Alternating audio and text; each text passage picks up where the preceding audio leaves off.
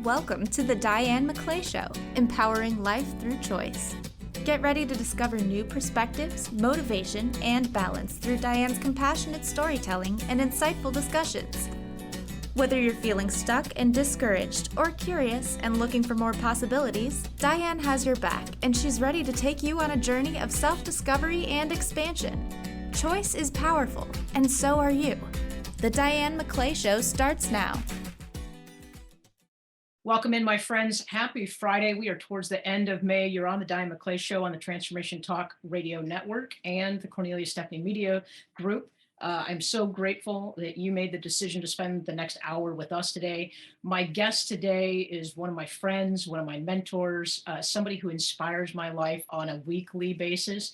He is the kindest, most integrity-centric, diversely experienced individuals I know. Former wheelchair athlete and inductee into the National Hall of Fame for people with disabilities. PJ Dickson is considered one of the world's leading authorities on overcoming obstacles, and he's currently authoring his next book, Don't Give Up, Get Up. He's an international speaker, success strategist, author, adventurer, watercolorist, acrylic painter, former wheelchair athlete, current martial arts instructor, 10th degree black belt, and he lives a compassionate and value-driven life. And he believes and teaches from the three tenets of peace, love, and persistence through his unique art form, art. PJ, my friend, once again, I'm so happy to have you here. Thank you for saying yes, and thank you for being part of the show today. It's an honor to be here with you. I love you so much, and it's so much fun for me to spend time with you and talk about like deep subjects. It's crazy how fun it is for you and I to really like delve into that and let our tickle our minds a little bit. Well, and that's exactly right. I mean, you and I, man, we need like a 15-hour show for all of the things that one inspiration comes from another. We both feel like we author inspiration into each other's lives. We shepherd it into the lives of other people, and we curate and cultivate it within our own lives. And I'm so happy to be able to express that on air on the Transformation Talk Network. Really, it's about changing lives 1 second, 1 minute, 1 day, 1 hour at a time. And in our last show, we talked a lot about, we teased out the concept of saying yes to yourself. So talk a little bit, just give a quick intro and tell people like, what are some ways that you say yes to yourself? And then we'll kind of kick off our conversation about how to say no to others. Okay. Well, I think it's really important because it's hard to talk about one without the other. So if I start by talking about yes, I want to just simply say this, that often saying yes is super duper easy, except to yourself, right? And notice how Di sort of introduced it. She asked me to say, how do I say yes to myself, right? Because it's easy to say yes to somebody else if we want to say yes, but it's hard to say yes sometimes to ourselves. So how do I say yes to myself? I travel whenever I can. Anytime I get the opportunity, if I can afford it, whether it's time or money, or I've got somebody on the other end to help me physically because I'm a little guy in a wheelchair, I'll say yes virtually anytime, virtually anywhere. I'm still waiting for some of my friends to say, let's go back to Mexico City. And I just jump on a plane and go for the weekend. I say yes when it comes time for an opportunity to go outside. I say yes when it comes time to spend, or an opportunity arises to spend time with friends or family. I just want to say yes to life because there's so much. Like, I love to dine out, I love to travel, I love languages, I love different religions. I want to see different sights, hear different sounds, smell different smells, hear different smells. Did I say hear different smells? You know what I mean. You know what? If you're that in tune, Buddha could tell you that you could hear different smells, right? I've got synesthesia. That's amazing. I sometimes think it would be cool to have synesthesia, but also people that have synesthesia sometimes say that it's a little difficult. But the answer is, how do I say yes to myself? Anytime that I feel something inside of me that seems like it feels like it could be fun or exciting or adventurous or interesting or curious or filled with wonder, if I get the opportunity to say yes, I'm going to, because saying yes is an opportunity to enrich our lives and make every moment that we're spending here delicious. Like, I mean, your background is a picture that you've taken that's only about 30 minutes from you, and you hike and are on the water probably 4 or 5 times a week. You know, And that's that's the the same hard thing, part right? about, I do, and that's the hard part about being an entrepreneur, because I want to say yes to all those delicious things all Yeah. the time, and then I kind of have to figure out a way to put structure in my life so that I'm not playing all the time, and I actually put energy into moving the business forward. But it's, for me, it's about, But even that is like you're saying yes to structure, right. right? Because what I hear you saying is a willing exchange of one thing you want for something that you want more, maybe in that moment, right? And so so many times people think that a yes or a no means sacrifice. What if we shift that from sacrifice to just an idea of a willing exchange? Yeah, and I want to let that pause for a minute, because one of the things that's showing up is the shifting. And you and I have been working on this project for a while. You know, we're calling it the power of perspective, but the ability to shift the lens through which you see. Mm, One of the ways to do that is through language. So if mm, you use the word sacrifice, that mm, denotes pain, loss, suffering, attachment. But if you change the language, you automatically change your perspective, because now you're saying there's a willing exchange. When I go to the supermarket, there's a willing exchange. I give somebody money, I get the food I need to make my dinner. That is a willing exchange. There's no sacrifice involved in going to the grocery store, right? If I want to go get ice cream, there's a willing exchange for money I've worked hard to earn for a thing that I want, and there's no pain or suffering, except for maybe standing in a checkout line on a Friday at 4 o'clock in the afternoon, mm. right? Right. So like I love, every time you and I connect, there's Mhm. always an invitation to shift the perspective. Yeah. There's always an opportunity to say yes to something that's slightly different. And even just being, my two favorite questions are what if and why not, Yeah. right? So Yeah. if you just said, what's possible? What if I thought of it differently? Mhm. What if I entertained play when I plan my weekend? Jessica, our producer, was just telling us Mhm. that she's planning out her play for her weekend for the summers. That tells me that there's a value that makes her happy, that makes her feel balanced, content, complete, whole, ecstatic, connected. Yeah. And she's prioritizing that. And that's a different perspective, rather than, oh, it's Friday, what am I going to do now? But and then also on top of that is because she's prioritizing that, she's nurturing her own mind, body, and soul. And when she does that, now she's got more energy, more life, more vibrancy, more patience, more kindness, more compassion, more gentleness to be able to share with somebody else. Often what happens is we say yes to everybody else, which means consequently we say no to ourselves, which means that we exhaust ourselves. We don't have enough for somebody else. And so I think it's really important for us to realize that saying yes also means saying no. And so when we say yes to ourselves, we're saying no from distractions, we're saying no to exhaustion, we're saying no to overwork. The important piece is that, excuse me, the important piece is that we're saying yes to the things that are going to nurture us. And then when we say yes to the things that enrich our lives, almost inevitably it makes the rest of the world better, because it inspires other people to also say yes. And it gives us that energy and that vibrancy to be able to share with others. For example, just think about this. A mother who is nursing her baby, her breast dries up with milk if she doesn't feed herself, right? And so she has to physically nurture herself. She has to put food inside of her body so the body can still produce breast milk for the baby. And so if you're in any kind of relationship, whether it's work, romantic, personal, familial, friends, it doesn't matter. If you're in any kind of relationship and you want that relationship to be healthy, the more you nurture yourself, the more you'll be able to nurture that relationship. And it doesn't seem like that at the time. Sometimes when we're saying yes to ourselves, sometimes it seems like what we're doing is saying no to the other people. But what we're really doing is saying not right now to them, but as soon as I get, nurtured and feel better and healthier and good, I'll come back and I've got some time and energy and effort and love that I can share with you.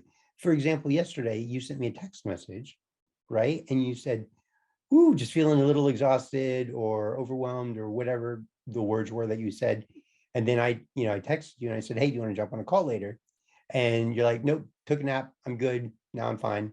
So you just needed to let your body power down, take a nap, and then, okay, now I can deal with normal life. Right? Right. Yeah.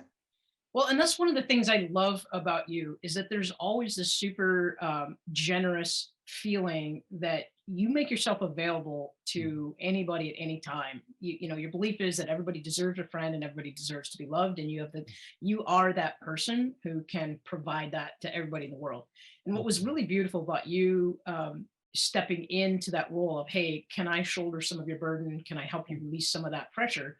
Is that there was this pure sense of love and generosity, but you also get fed by being able to serve other people in that capacity.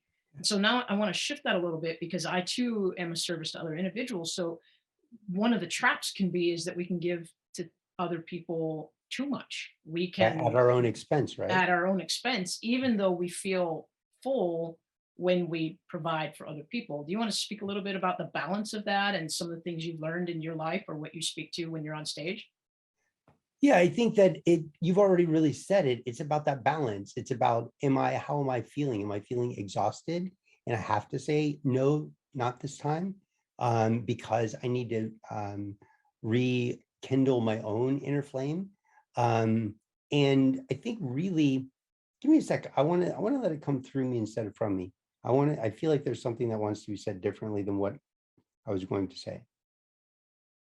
So the sense is that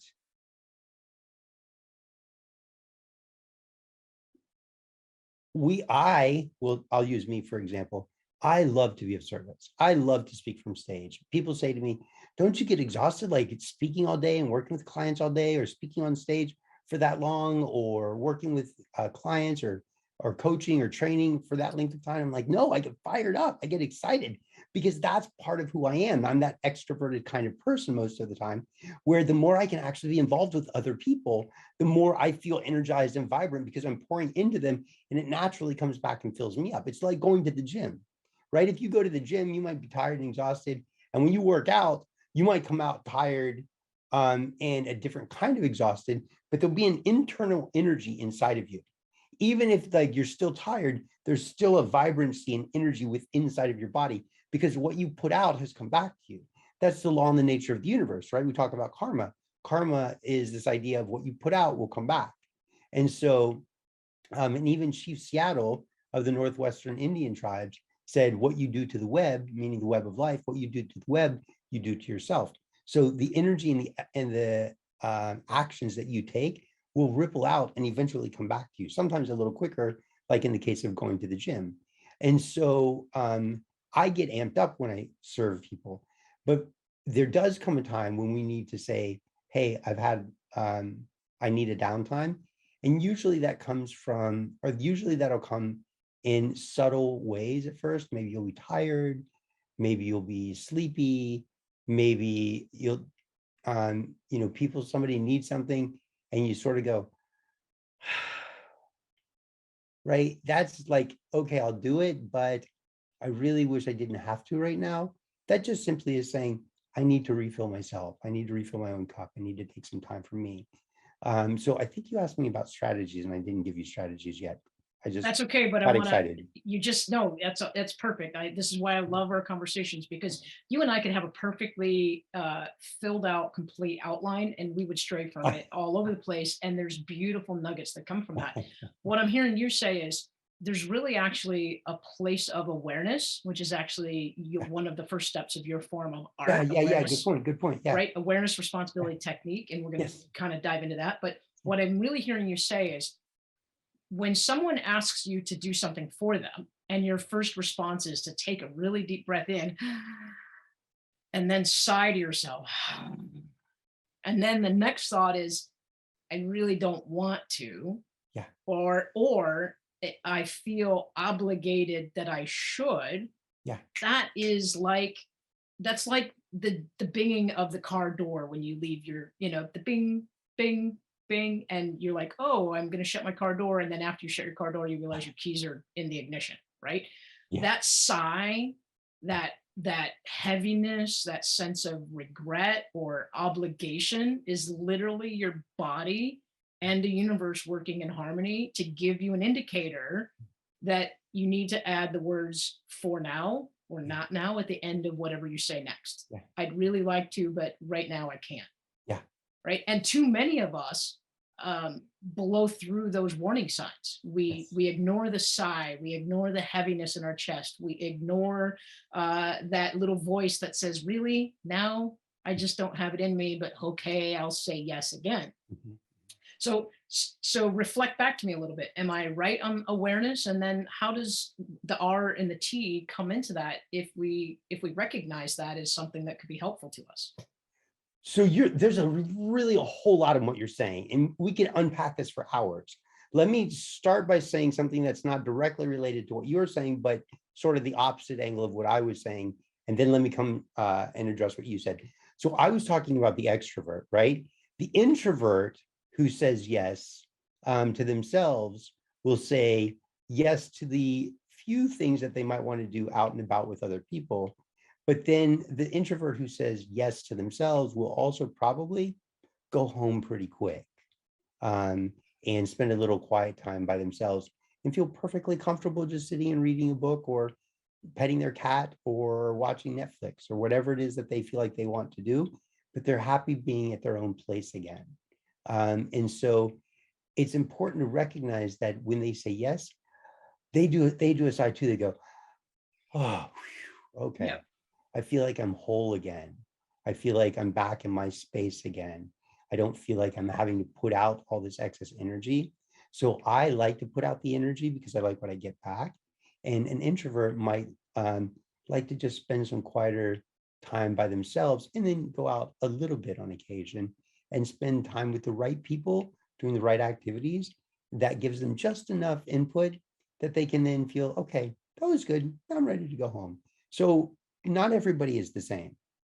Okay, so then to reference a little bit more of what you were saying about the awareness, I think that's critical. You know, I wasn't even thinking about art. Art is sort of not really I guess I'll say philosophy, but it's the practice that the brain goes through every moment for every decision. Really, virtually, it's constantly cycling through ART, ART, ART.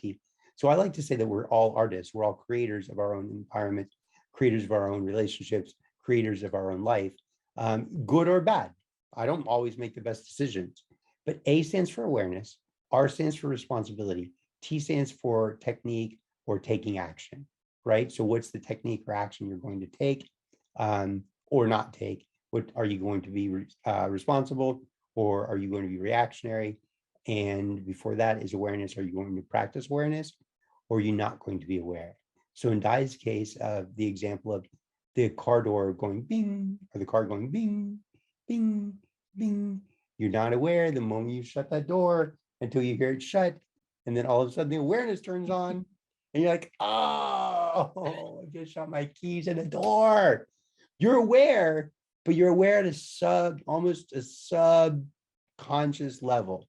Not quite subconscious, but definitely sub to the conscious level. But the problem is, what were you actually aware of in that moment? Not the present moment.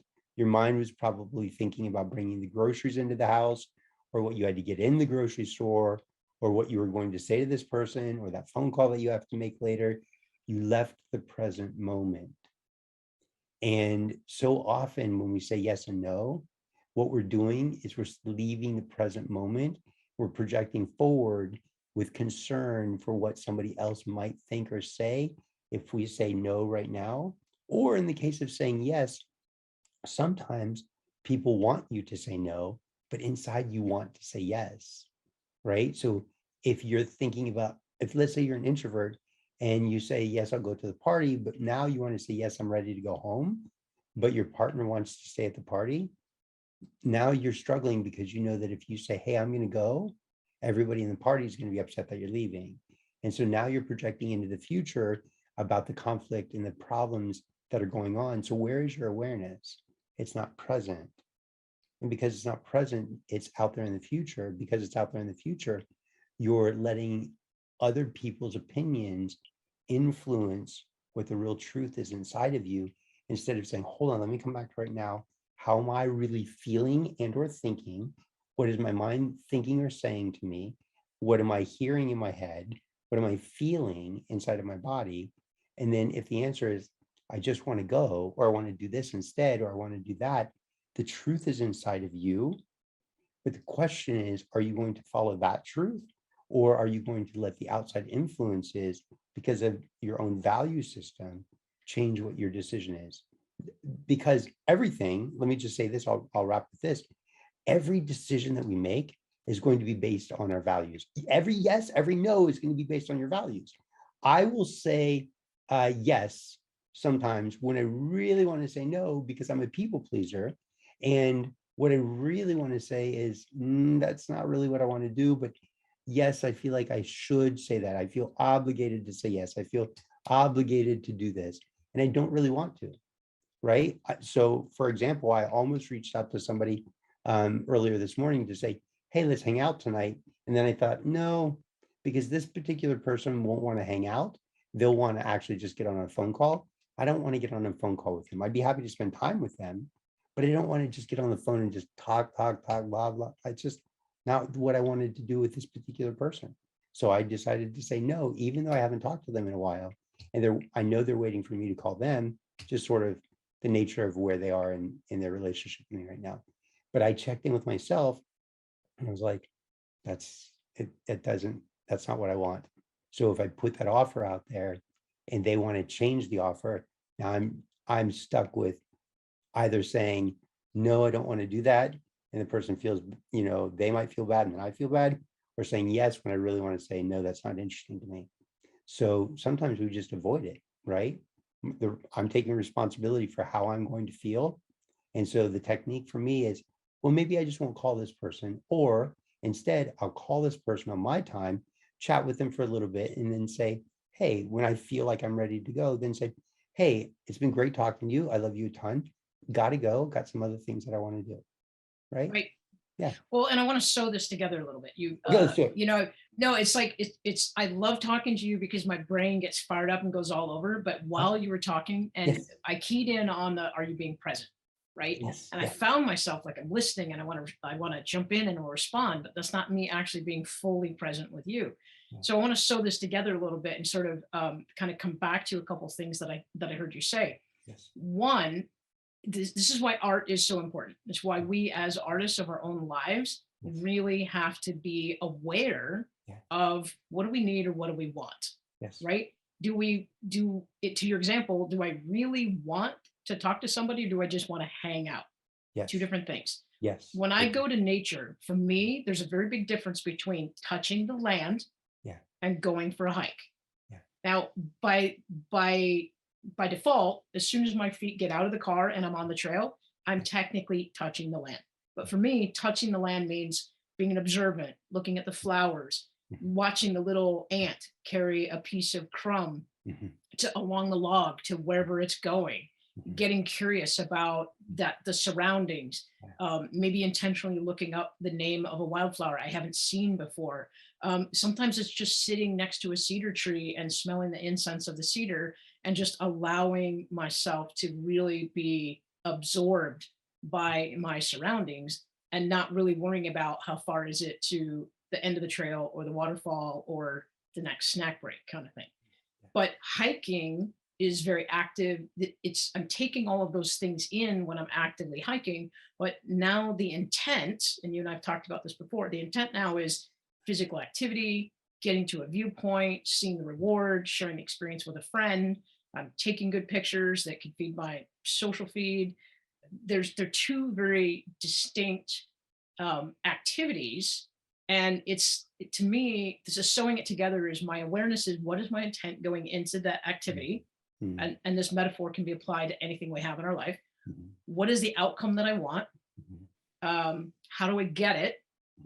And how do I fine tune the experience as I'm in it in order to accommodate the expectation? Right. And that really ties into art. It does. And that's why I'm saying it, because art is awareness. Mhm. You and I, I've said before that my goal on the Choice and Courage Company and with Diane McClay Coaching is I want to change the binary concept of decision making and choices. Too often we're programmed to believe it's a right choice or a wrong choice, a good choice or a bad choice. Mhm. Well, what if we just said it's a choice? And then once we make a choice, we're going to be diligent about becoming aware of how it makes us feel. Does it make me feel good or not? Yes or no? You're going to know that. Yeah. And tying it into the yes or no conversation, if it makes you feel good, then say yes to yourself. Mhm. It rained here a week ago, and on one of the trails, I was leading a group of people, and they were all enthralled with the beauty of the area. And just the little kid in me was like, I have to go jump in that mud puddle. Like, it's gooey, it's wet, it's gonna splash. I need to let people know that if they're around me, this is what I'm gonna do, because they may not want to get as muddy as me. But there was this moment where I said, I have to say yes, like literally running, taking a leap and landing feet first in this mud puddle and having mud splash up on my legs, because that made me feel good. That's the essence of joy for me, right? So everybody has that type of thing in their life that they know brings them pure joy, pure happiness, pure peace, balance, integrity, all of those good things that make us feel like we're moving forward in our life. And then we also have the ability to have awareness when we don't have those things in our life, right? That sigh that, oh, I don't want to do this. I feel obligated. But this is where art comes in, because now once I'm aware, I have a responsibility to myself to take action, Mm. right? And you can never not be aware of something once you become aware of it. You can't undo that, Mhm. right? Yeah. So feed into this. Tell me what this is bringing up for you. So first of all, as adventurous as I am, I do not want to get muddy. So I'm not jumping in a puddle with you. Although I will love watching you jump into a puddle. And part of me inside says, if I was able-bodied, I might run and jump into that puddle just to do it once, right? But then my mind goes back to the time that Calvin and Hobbes were jumping around in puddles, and Calvin's underwear got kind of wet and creeped up in a part that didn't feel super comfortable for him. But what's coming up for me is keying in on just two words that you said. You said, what if it's just a decision and it's not right or wrong? Because I look at it from the exact same perspective. What if yes or no for you isn't good or bad? What if it's not right or wrong? What if it's honest or dishonest? And what if it's not just honest? Let's add a word. What if it's lovingly honest or dishonest? Who are you? What kind of value do you hold for yourself? Do you value honesty? Do you value truth? Do you value trustworthiness? And if you do, and you want that from other people, do you also want to be that kind of person for other people? If that's the case, don't think about yes or no as right or wrong, good or bad, but think about it as, am I being lovingly honest or am I being dishonest? And if I'm being dishonest, ooh, even for me saying that makes my face cringe and makes me go, oh, I don't really like that. That's not how I want to feel. I don't want to say that. I don't want to be dishonest. So even this morning, right? And my mom's probably listening to this right now. Even this morning, my mom said, hey, a cousin of hers wants to make something for me. And she's trying to be helpful and, kind and caring, and help me put something on my chair that might like soften some of the pressure on my ankles a little bit. And in my mind, I was just like, I don't like things hanging from my chair, right? It makes me, this is going to sound so weird. And my friend Luke always laughs at me when I say this, but it makes me feel disabled, right? It makes me feel like I need to have a big orange flag hanging back on the back of my chair. I don't want that. I don't want bags and stuff hanging from my chair. And, this thing would help keep my ankles, probably keep my ankles soft, but I have to say no now because A, I don't really understand what this thing is going to look like and how it's going to work. And B, I don't want somebody to make something for me that I'm not going to be able to use. It's not going to work for me.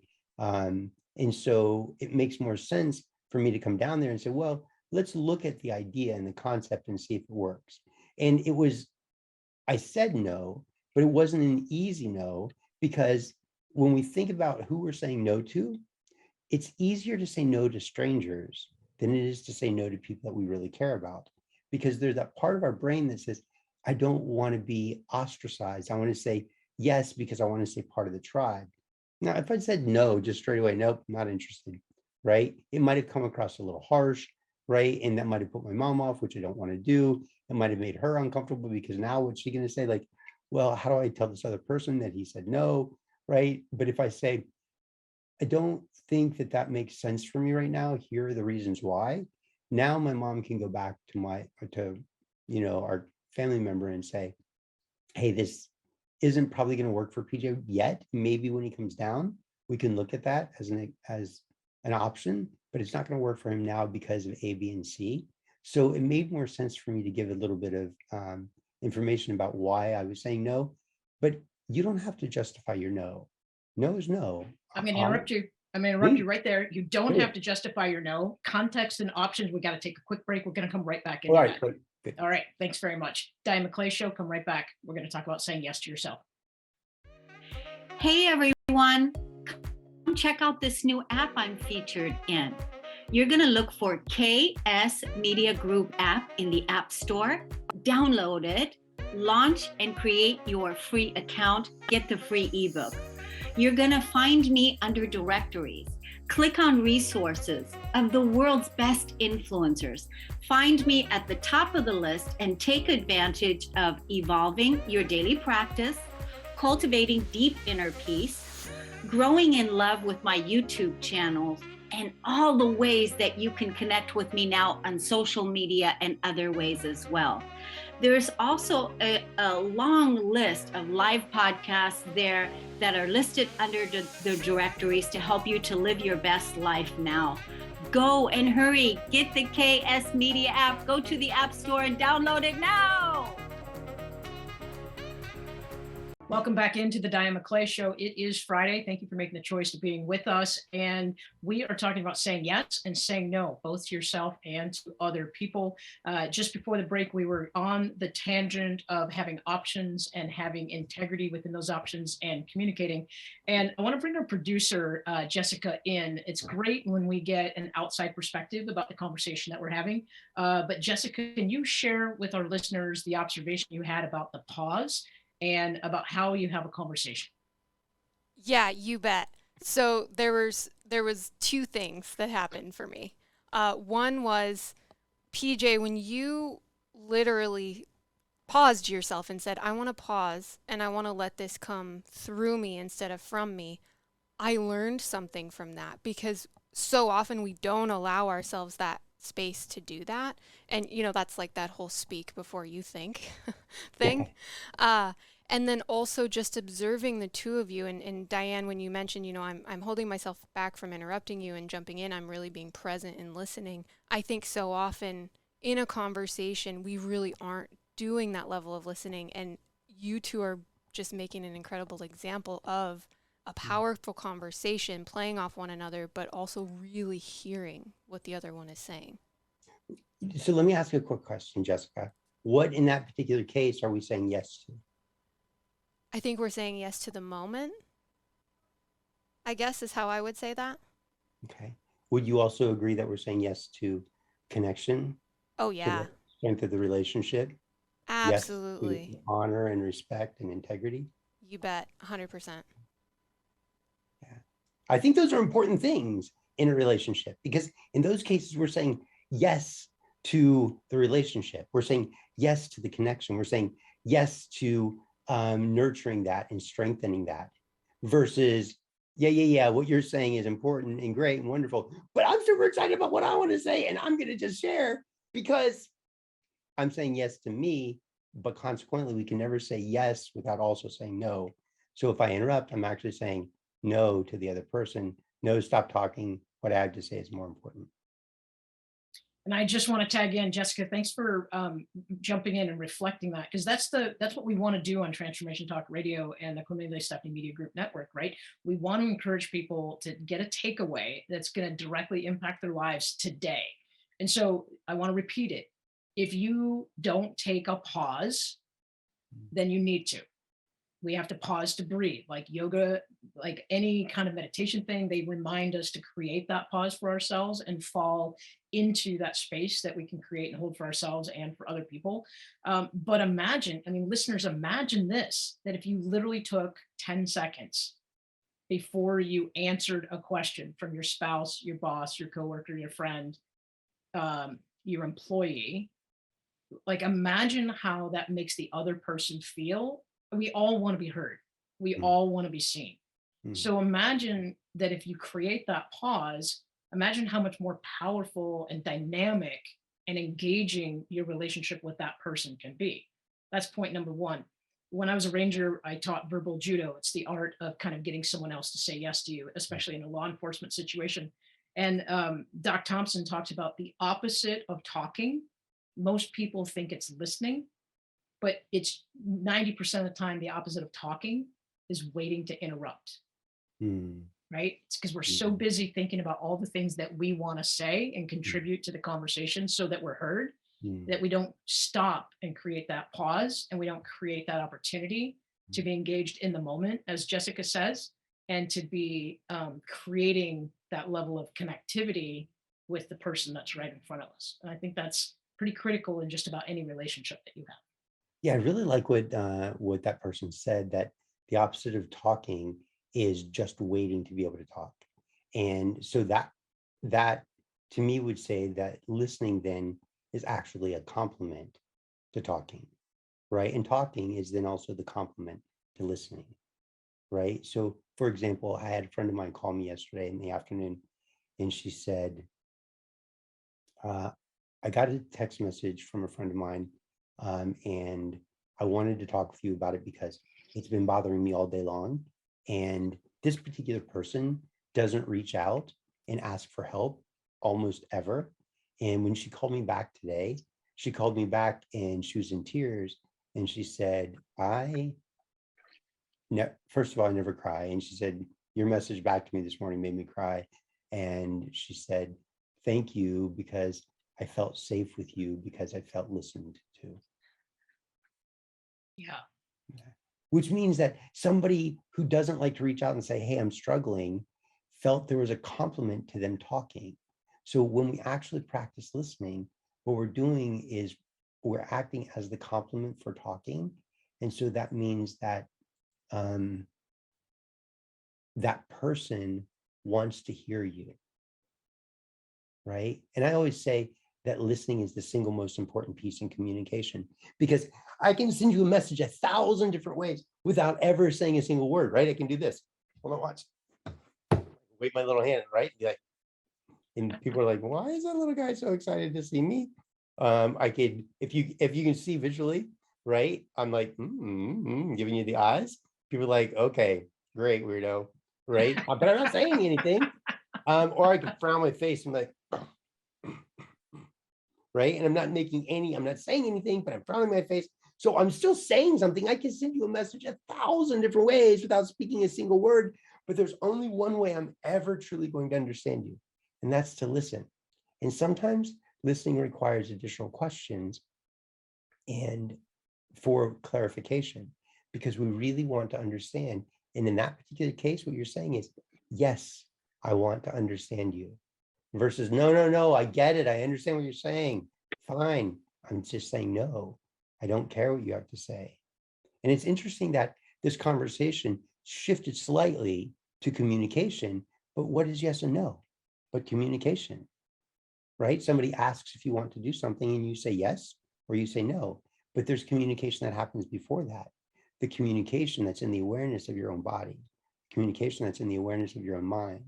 Are you actually listening to self? Are you actually listening to who you are and what you want, not what you fear other people want from you or for you, but what is it that you need and want? And then is there sometimes an ability to collaborate, not compromise, but collaborate? Because I don't believe healthy relationships are built on compromise. I believe that healthy relationships are built on collaboration. And that includes the collaboration that you have with your own mind, your own body, your own spirit, your own soul. As you were saying it was odd. This is how connected you and I are. I was literally just going to say we're talking about listening to the self. Mm. We're talking about bringing awareness into what the mind, the soul, and the body want. You and I talk about the difference between perspective, which is the lens through which we see, by Mhm. definition, and perception is the meaning that we attach to it. Yes. So when we can look at meaning that our self is applying to anything, Mhm. is this good for me? Is it not? Do I like this? Do I not? You know, am I listening? Am I not? When we can actually get into the meaning that our self and our, not our ego, but our soul and our heart and our mind, the full wholeness of ourselves, when we can stand in that place and receive information from that, um, our ability to hear ourselves then I believe gets translated into how we act and how we inform other people about how we want to be treated. Mhm. In our last show, you know, you just said ask more questions. Mm. And some people may hear that as, well, I'm in a conversation externally with another person. What are other questions I can ask them? Which is definitely beneficial. Mhm. I don't understand this project. Can you give me some more information? I don't understand the directions. What is it you need from me? What is the deadline? When do you expect this? How much of a priority is this? Is there room for me to brainstorm ideas, or is this fixed, right? Mhm. So asking questions, this is another technique that you Mhm. and I've talked about, perspective, Yes. is, are you making statements Mhm. or are you asking questions? Yes. And then if you ask questions, what are the types of questions you're asking? And then again, are you asking them of yourself in addition to the other people in the relationship or the conversation? And are you asking them of yourself first? So some questions that you mentioned on our last show, the kind of the art of being present. Do I like how I'm feeling right now? Correct. Right? Yes. What would I rather feel instead? If the answer is no, we're talking about saying yes, we're talking about saying no. So Mhm. do I like how I'm feeling right now? Yes, I do. Then you can open up some more questions. What can I keep doing? How can I share this with other people? If the answer is no, and this is where the binary piece actually is really beautiful, because we know how to say no to things we don't like. Mhm. I mean, Sometimes. people will say, I don't know how to say no. But if I were to say, do you like eating raw meat? You would say, Ah. no. Is it Well, sushi right. There's a or good question. sashimi? But after you ask the additional questions, how would I rather feel instead? This is where kind of you and I cross over and we cross pollinate, because empowering your life is engaging your choice, right? What is the choice that I'm going to make with the information that I have? Mhm. And then for you, art, it's always circular. Awareness is part of responsibility. Responsibility is part of technique. Technique is part of awareness. It's not a circle. It's kind of like a spiral where everything is always happening at the same time. Yes. But are we stopping and creating the pause, as Jessica said? Mhm. Are we inviting the opportunity to Mhm. create questions? And then are we looking for the options that those questions can create? Yes. Feed me. Tell me what's coming in on you. Okay, give me a sec. Because I wanted to listen to what you said one more time in my head, but I have something that wants to be said. So options is the word that I'm sticking with right now. Okay, so I'm gonna use options as the link to what wants to be said. The universe is built on contrast. We don't have up without down, in without out, light without dark. Okay, so that means that every moment, leading back to your choice, because choice is a big thing for you, it's a big thing for me too. And that's, choice goes back to yes. Yes, I want to do something, or no, I don't want to do something. It's a choice. Everything is built on choice. Everything is built on contrast. And when we have an option, we can say, yes, I want it, or no, I don't want it. Yes, I'd love to have that again. No, I never want to do that again or feel that again. Right. So the moment we make a choice, the moment we make a choice, we have an experience. When we have an experience, it's followed by an assessment. Do I like it? Do I not like it? Do I want it again? Do I never want it again? And then once that assessment occurs, immediately there's another option. There's another binary. There's another yes or no. Do I like it? Do I not like it? Do I want it? Do I not want it? And so it doesn't mean that there aren't gray tones in here, where we can absolutely look at the gray tones and go, okay, I sort of want it, but I want it like this and not like that. It's sort of like going to a restaurant and saying, hey, can I have it with this on it instead of that? Sure, right? So I'm still saying yes, but I'm saying yes if I can have it this way. But otherwise, I'm saying, well, probably not. Let me look at another choice, another option. And so the point is that there's never a moment where choice doesn't occur.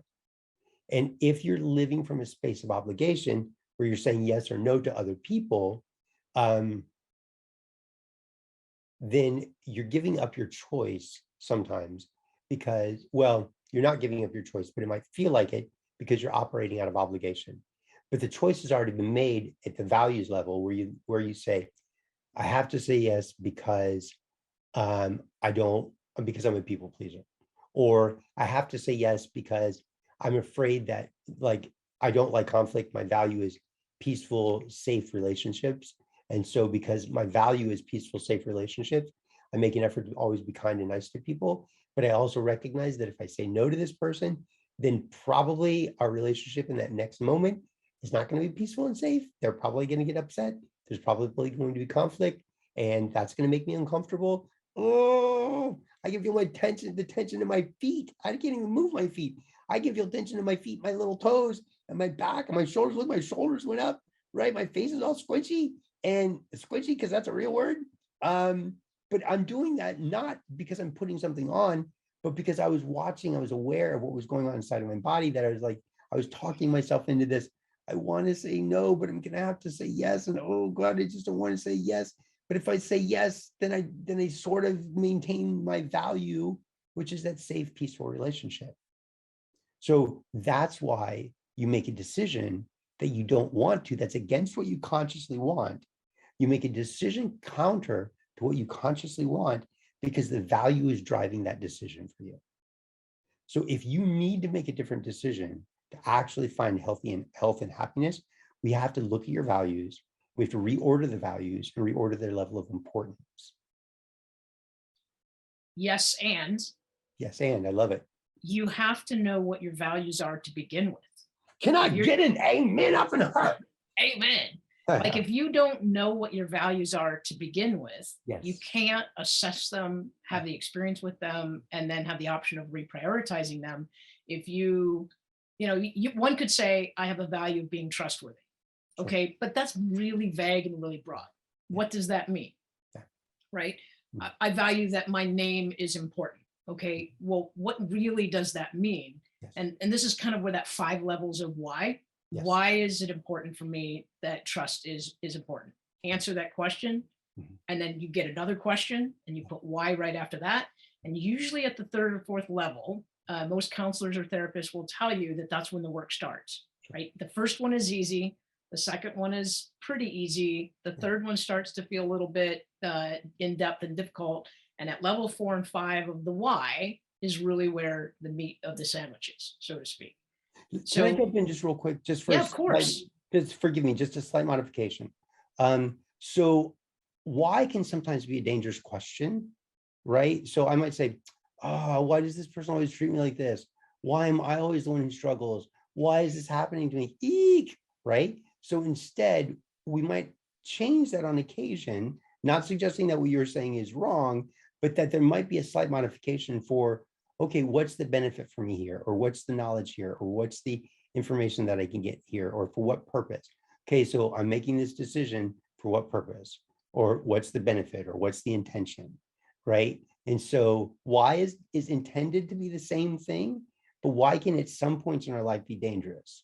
So if you're saying something like, why is this always happening to me? Versus, okay, what can I learn from this? Or what are the options that I have to change my current situation or state? Because you can even hear in the difference of the tone of voice, oh, why is this happening to me? It sounds very disempowered versus, okay, what are my options and choices? It sounds very empowered. And there's a difference. I'm not putting that on. I'm not making that up. These are authentic sounds that come out of my face. I just like to say things come out of my face, that come out of my mouth like that come out of my chest. And when I hear that, then I go, oh, cool, let's talk about that because it's relevant, because I'm really feeling it so that you can experience it as the audience. I'm sorry to interrupt you, please forgive me, but I really wanted to add the additional option for what is the benefit here? What is the For what purpose? For what intention? What's the value that this is bringing me? Because that's still this 5 to 7 layers of why. It's still getting to the same purpose. But if you get stuck on why, use what as an alternative?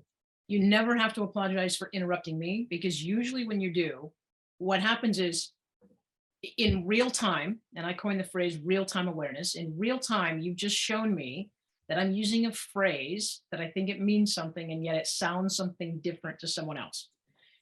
You and I are both in the business of transformation. So if we're not aware of language that we use that starts to lose its efficacy or of its importance, you never have to apologize for interrupting me, because usually when you do, you have this really brilliant, poignant thing that comes into my awareness at real-time speed. And you're right, there's a negativity to why. And the brain likes to solve problems, but if it's a problem that, like, why is this happening to me? That creates a downward spiral because the brain doesn't have an answer. It's Or the why answer is yucky. Why right, does this always happen to me? Well, because you suck, because you don't try, right, because you right. don't put in any effort. Oh, I feel so bad about myself. But Eek. just changing the language to what is the benefit of this, we'll either know, okay, there is none, and then we can give ourselves permission to move on. Or we can say, wow, I just realized that I'm using a word that's a trigger for someone else, and I didn't realize it. So my point is like, folks, PJ apologized to me for interrupting me, because that's actually politically correct to do, right? We apologize. But PJ and I have this really beautiful relationship where we just say, I didn't mean to interrupt, I just got so excited.